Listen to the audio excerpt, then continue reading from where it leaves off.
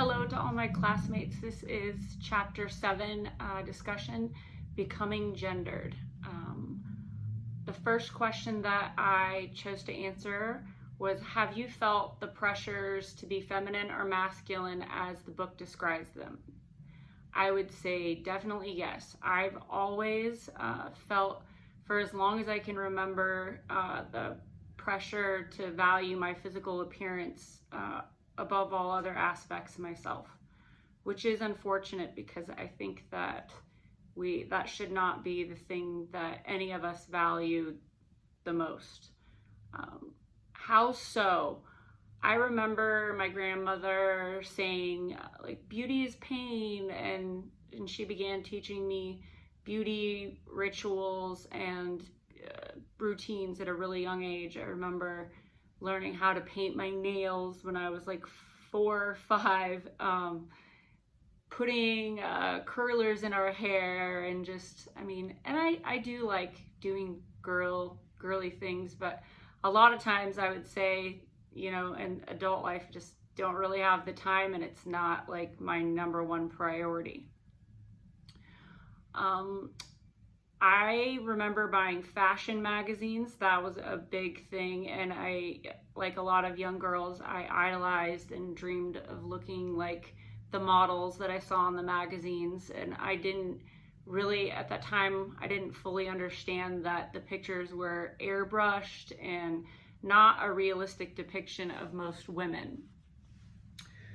I also felt pressured by my role models to always be self-reliant and to be successful, which according to our book are more masculine traits, which, for me that meant like figuring things out for myself, not feeling comfortable asking for help. And it manifested, I'd say, at a young age by wanting to earn money. I started working when I was 14. And you could say that it led me to feeling like to be a good woman, you had to be superwoman-like, which we all know is not realistically attainable for most people. So it kind of just leaves a lot of women just feeling like they never are going to measure up, or are never, going to be a good woman. So our text points out on page 153, clearly we are influenced by the expectations of our culture, family, and peers. And the next question I answered was, were there any aspects of being masculine or feminine that have not been part of your experience of gender socialization? So I would say I was encouraged to not be sexual or aggressive, and these two strictly masculine behaviors, as our book describes, they were not considered acceptable for me by my role models. I was gendered socially from a young age and expected to be the opposite of sexual and aggressive, which would be physically modest and passive. So I remember when I was growing up, women who explored their sexuality openly or admitted to enjoying sex, they were considered sluts, and they were determined to be of less worth by society, my peers, and my family. Aggressive women were considered overbearing, behaving inappropriately. But now that I've grown up, I have a very different view. I think it's okay and acceptable for women to be sexual or have sexual feelings, and even at times aggressive if they so desire. I'm thankful though that in some ways things have changed in our culture, but it still seems like the persistent theme in our society is that it's okay to mistreat women. And our text highlights on page 149, which I thought was really a solid piece of information, the devaluation and mistreatment of females is pervasive in Western cultures, and that's still true today.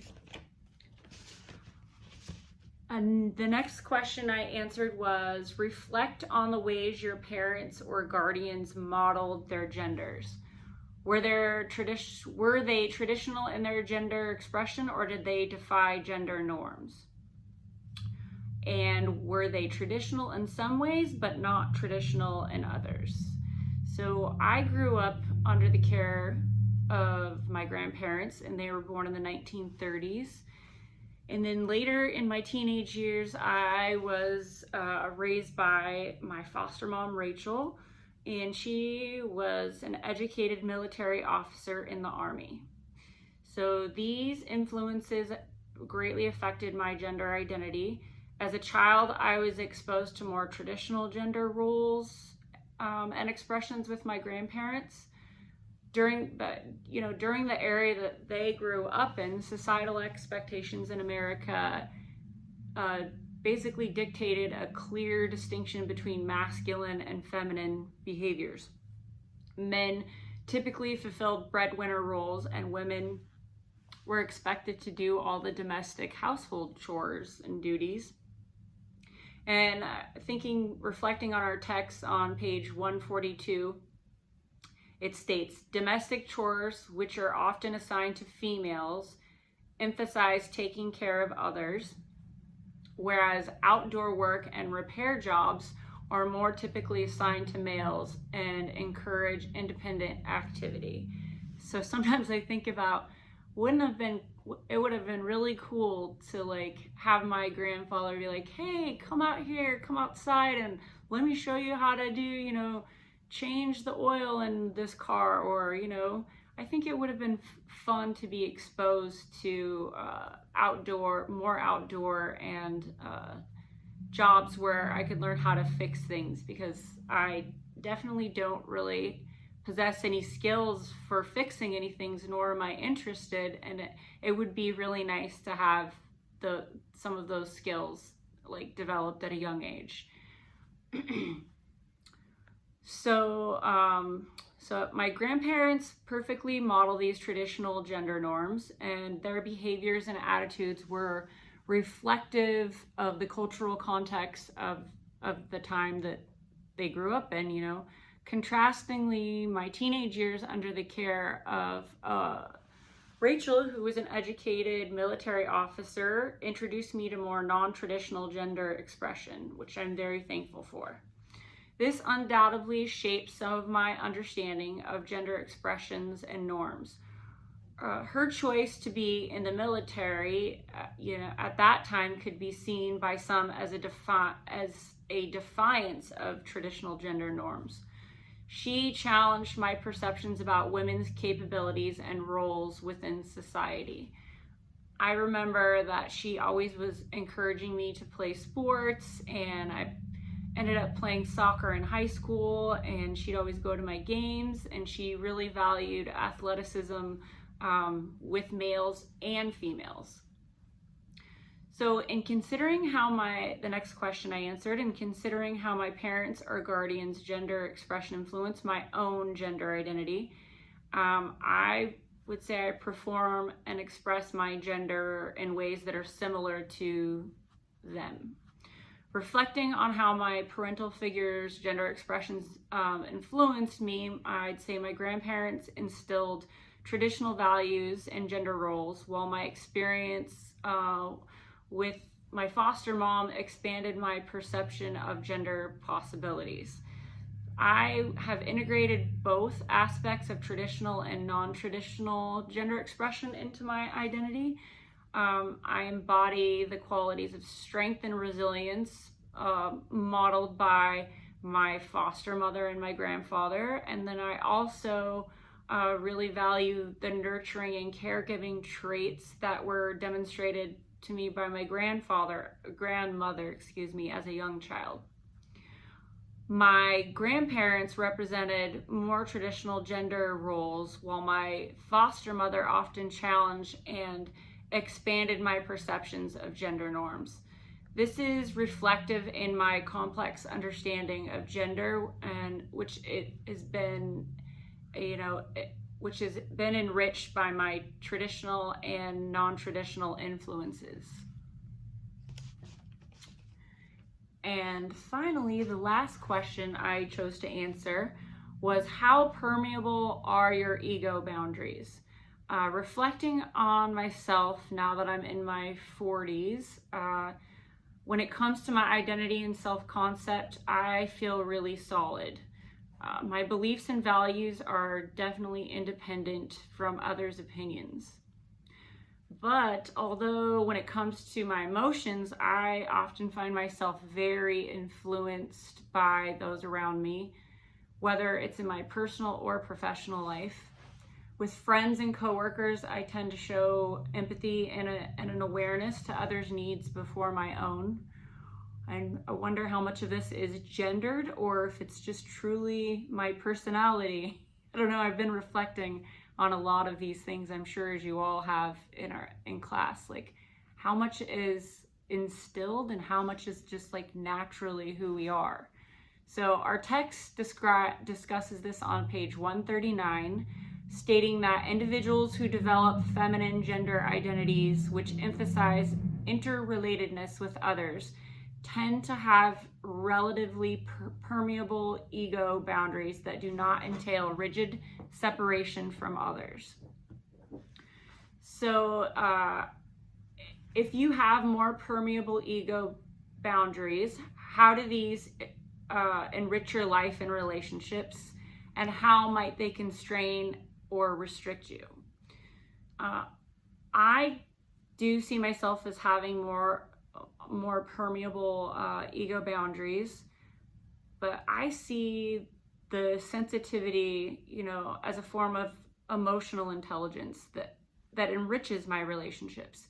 I'm comfortable with closeness, both physical and emotional, and I strive not to take things personally.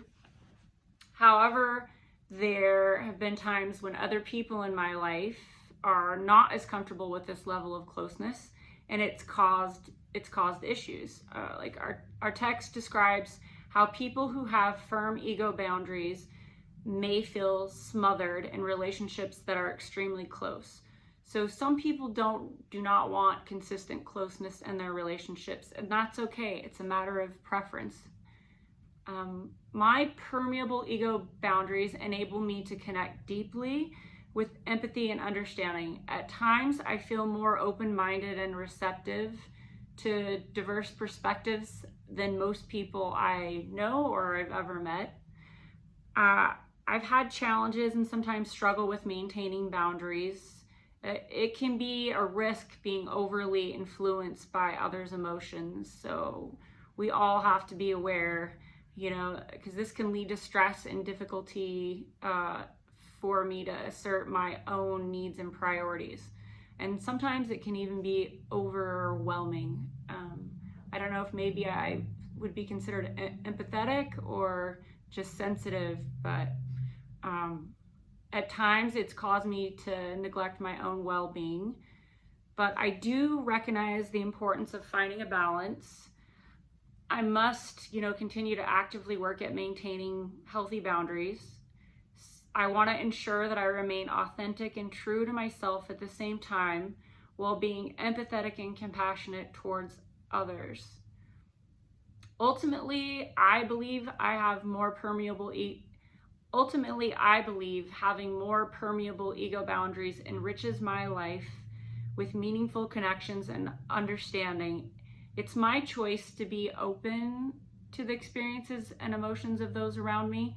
So whether our ego boundaries are more permeable or rigid, understanding ourselves and navigating them is key to building healthy and fulfilling relationships with ourselves and others.